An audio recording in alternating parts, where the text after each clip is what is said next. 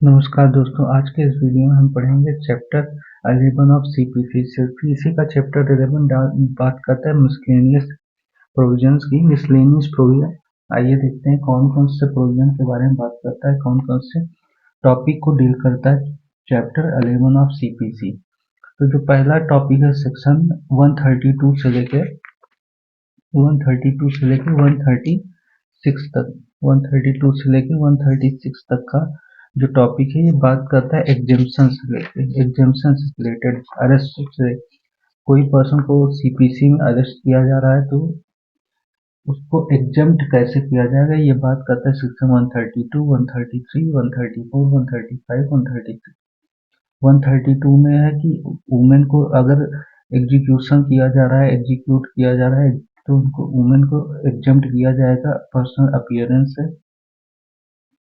Exemption of other person, और किसको exempt किया जा रहा है तो वो सेक्शन 133 में डील किया गया है, जिसमें president, vice president, speaker of the house of the people, minister of union, जजेज of supreme court, governor of state and the administration of the union territory, speaker of the state legislative assembly, chairman state legislative council के chairman, minister of state, जज of the high court and person to whom section 87 भी apply. 87 B क्या है? 87 B foreign countries से related है। फिर arrest section 134 बात करता है कि एग्जीक्यूशन और डिक्री एग्जीक्यूट करने के अलावा और किसी केस में जहां अरेस्ट हो रहा है तो वहां पे जो सेक्शन 55, 57, 59 के जो प्रोविजन है वो अप्लाई होंगे। मतलब डिक्री के एग्जीक्यूशन के अलावा अगर कहीं भी सिविल केस में अरेस्ट किया जा रहा है तो उसके लिए जो प्रोविजन सेक्शन 55, सेक्शन 57, सेक्शन 59 में दिए गए हैं वो अप्लाई होंगे। सेक्शन 135 बात करता है exemption from arrest under civil process. Civil process में एग्जेम्प्ट का arrest under civil process, exemption from arrest under civil process. Civil process में अरेस्ट से छूट दी गई है। किनको दी गई? तो जज, magistrate, judicial officer shall be liable to arrest and other civil process while given to proceeding or return from this court। फिर सेक्शन 135A जो कि बाद में इंक्लूड किया गया है 1976 के अमेंडमेंट से, जो कि बोलता है कि legislative member of legislative bodies exempted from arrest and detention under civil process. Civil process के दौरान जो मेंबर हैं लेजिस्लेटिव बॉडी के वो अरेस्ट एंड डिटेन नहीं किए जाएंगे।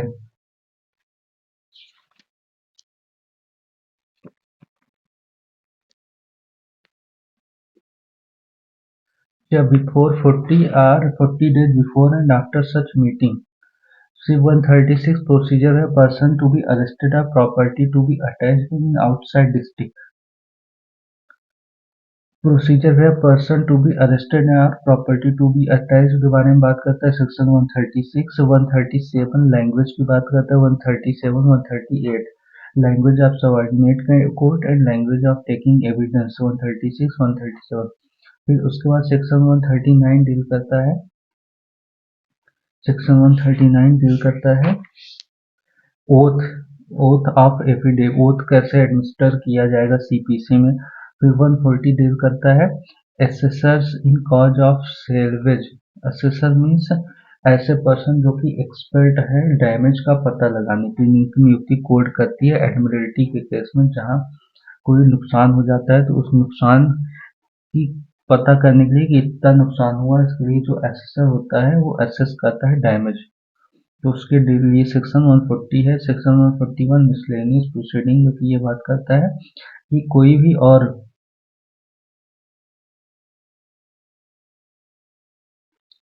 सिविल जुरिडिक्शन से रिलेटेड कोई भी प्रोसीडिंग होगी उसमें सीपीसी अप्लाई होगा।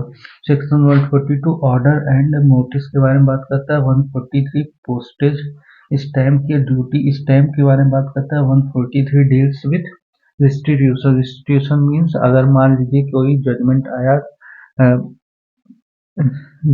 आया कोई कोर्ट को ओरिजिनल डिग्री का, लेकिन बाद में उसको अपील के द्वारा बदल दिया गया। तो उस केस में जो ओरिजिनल डिग्री में जिसको कुछ प्रॉफिट मिला था, जिस प्लेंटिफ को, जिस पार्टी को, उसको प्रॉफिट रिटर्न करना पड़ेगा, क्योंकि डिग्री चेंज हो गई अपीलेट कोर्ट के द्वारा। इसके लिए एप्लीकेशन फॉर डिस्ट्रीब्यूशन फाइल किया जाता है सेक्शन 144 में। सेक्शन 145 सेक्शन 145 डील करता है enforcement of liability of surety.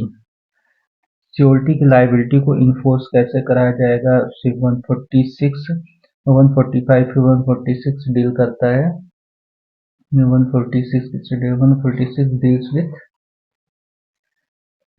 legal representative proceeding against representatives, and 147 disability के बारे में बात करता है। फिर 148 enlargement of time, 148A deals